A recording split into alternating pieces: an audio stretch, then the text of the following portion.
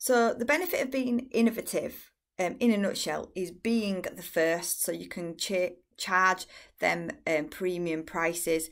I mean, according to the Telegraph, Gillette doesn't make money, it makes really good money, and 37.8% is its profit margins. Now, in the similar industries, what they've said is that their profit margins range around their teens. So you're looking at 13% to 19% is usually on that healthcare range, because that seems like the right amount of markup to make on what potentially is a staple product, like razors, soaps, shower gels, all that kind of thing. You would think they're quite a staple product.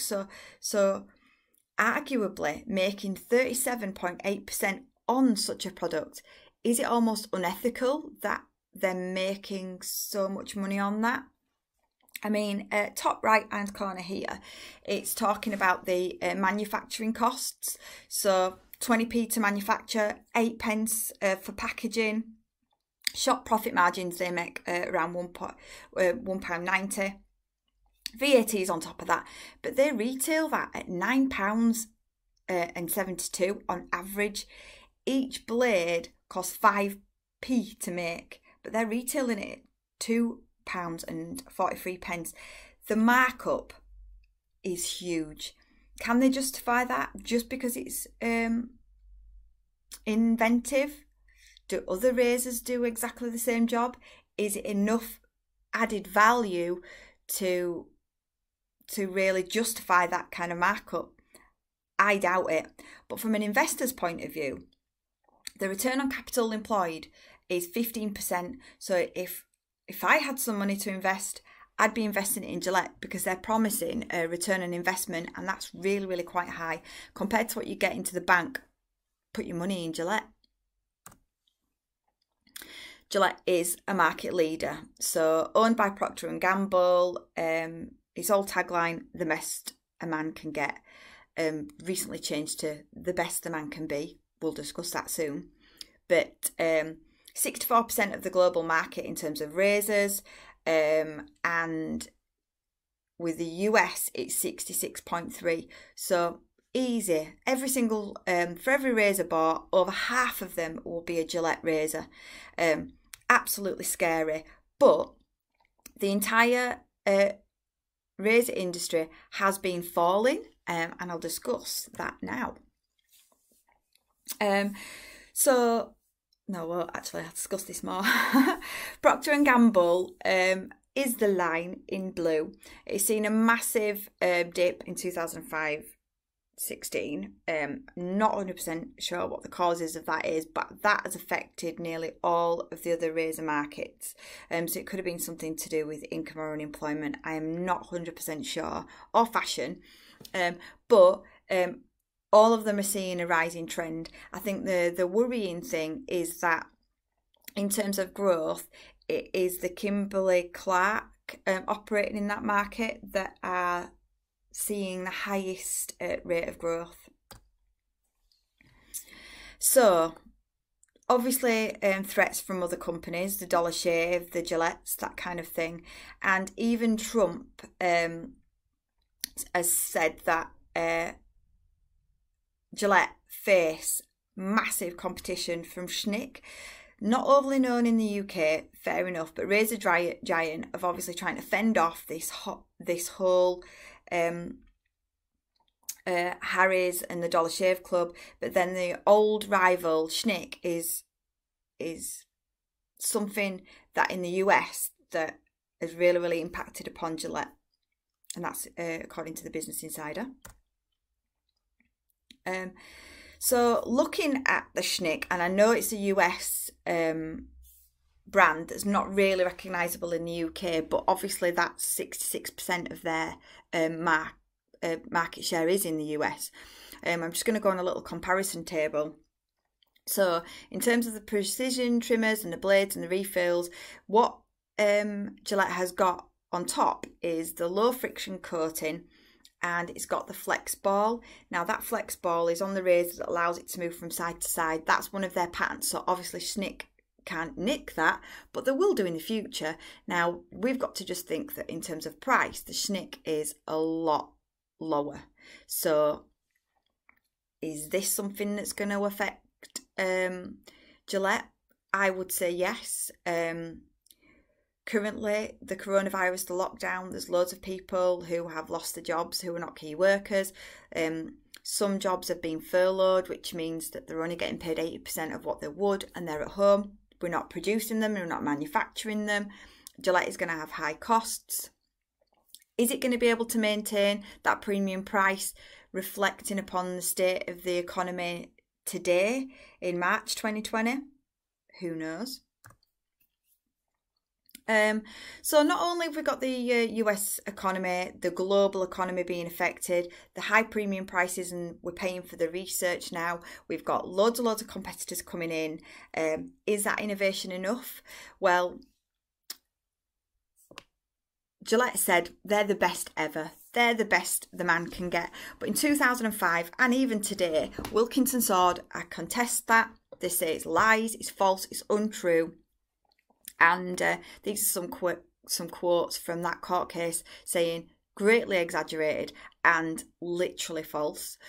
So what they've done is they've had to change and adapt. What was their leading tagline, which they are known for today, has had to be changed. But you know what? They're innovative, they're creative, and they've changed it to the best a man can be. So from the old taglines, which everyone will recognise, it's been changed to a best the man can be. In response to that, last year they released the Best the Man Can Be launch, if you like. So they wanted to rebrand this man. As I spoke to you before about the James Bond being that macho alpha male, what they wanted to do is think about, right, men as a whole, being in touch with his feminine side, being honest about what a real man is. And what they did is they created this really controversial YouTube video, dubbed the most hated YouTube video ever. And as you can see, it's got 1.5 million people who dislike this.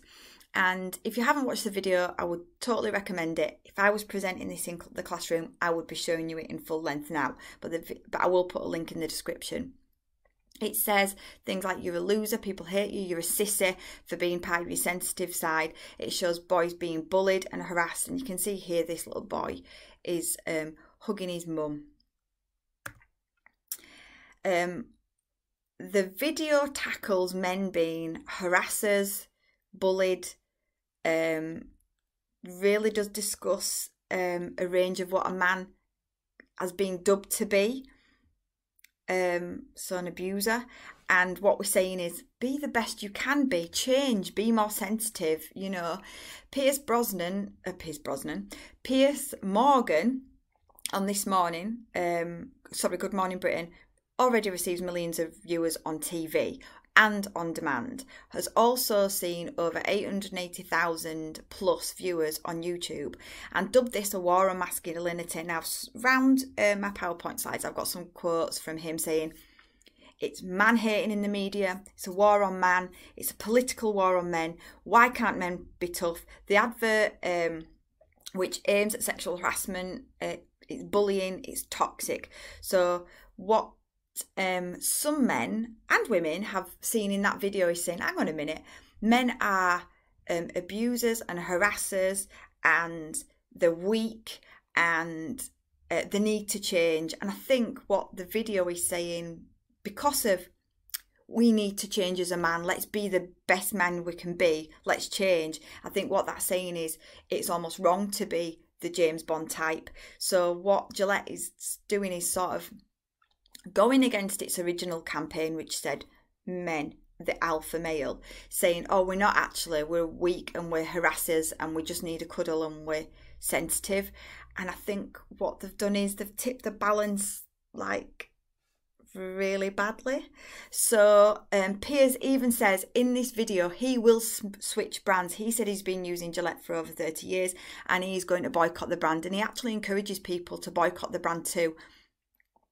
what seemed like a really good idea in the marketing room, challenging this stereotype, trying to get rid of this, the best the man can get, has really backfired in a way?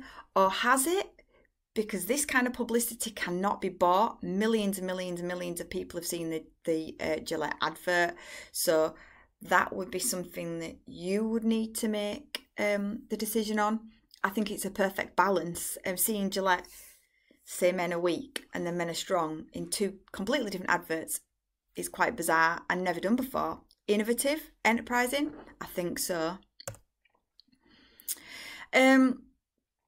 So another issue, forgetting the men aside, because that was a bit of a is the female market. So in terms of the female market for women,